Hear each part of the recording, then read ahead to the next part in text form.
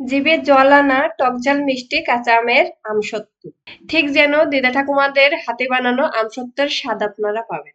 খুব সহজে কিভাবে এই আমসত্ত্বটা আমি বানিয়ে নিয়েছি সেটাই আজ আপনাদের সাথে শেয়ার করব। তো কথা না বাড়িয়ে চলুন শুরু করি আজকের রেসিপি।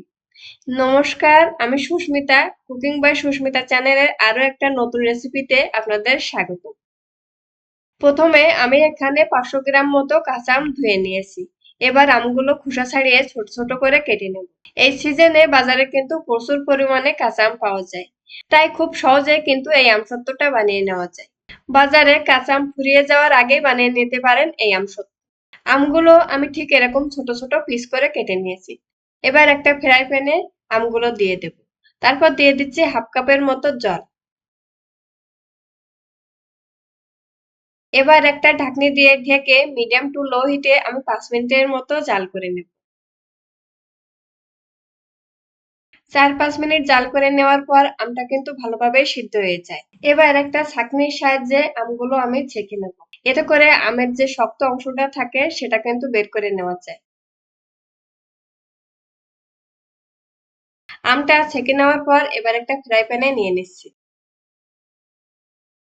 আমের এই মিশ্রণের সাথে দিয়ে দিচ্ছি 1 চামচের মতো চিলি ফ্লেক্স,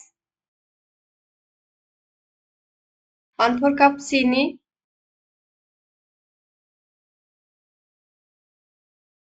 হাফ চামচ লবণ আর সামান্য একটু ফুড কালার।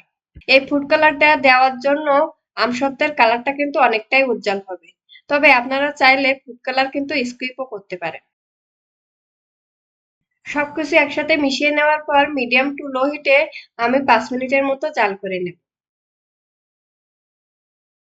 টকঝাল মিষ্টি কাঁচা আমের এই আমসত্ত্ব একবার যদি আপনারা বানিয়ে খান তাহলেই বুঝতে পারবেন এটা খেতে কতটা টেস্টি হয়।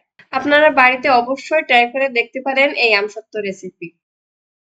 আপনারা যারা আমার চ্যানেলে নতুন তারা প্লিজ আমার চ্যানেলটা সাবস্ক্রাইব করবেন আর পাশে থাকা বেল আইকনটা ক্লিক করে দেবেন। এতে করে আমার চ্যানেলের নতুন নতুন সব ভিডিও সবার আগে আপনার কাছে পৌঁছে যাবে। আর যারা আমার চ্যানেলটা সাবস্ক্রাইব করছেন তাদেরকে অসংখ্য ধন্যবাদ।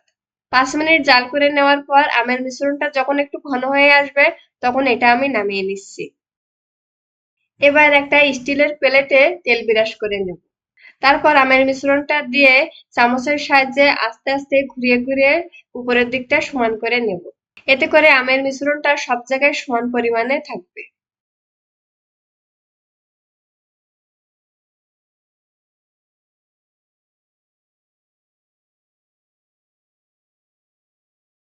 থালায় ভালো করে আমের মিশ্রণটা লাগিয়ে নেওয়ার পর এবার রোদে ভালো করে শুকিয়ে নেব। 2 থেকে 3 দিন রোদে ভালো করে আমসত্ত্বটা শুকিয়ে নেওয়ার পর উপরটা যখন এরকম হালকা হয়ে আসবে তখন এটা আমি উঠিয়ে নেব। দেখুন কত সহজে কিন্তু আমসত্ত্বটা উঠে এসেছে। এইভাবে খুব সহজেই বাড়িতে বানিয়ে নেওয়া যায় কাঁচা আমের টকঝাল মিষ্টি আমসত্ত্ব। আপনারা অবশ্যই বাড়িতে একবার হলেও ট্রাই করে দেখতে পারেন এই রেসিপি। আশা করি ভালো লাগবে। ভিডিওটা ভালো লাগলে লাইক, কমেন্ট, শেয়ার করার অনুরোধ রইল। ভালো থাকবেন, সুস্থ থাকবেন। দেখা হবে নতুন আরো একটি পর্বে। ধন্যবাদ সবাইকে।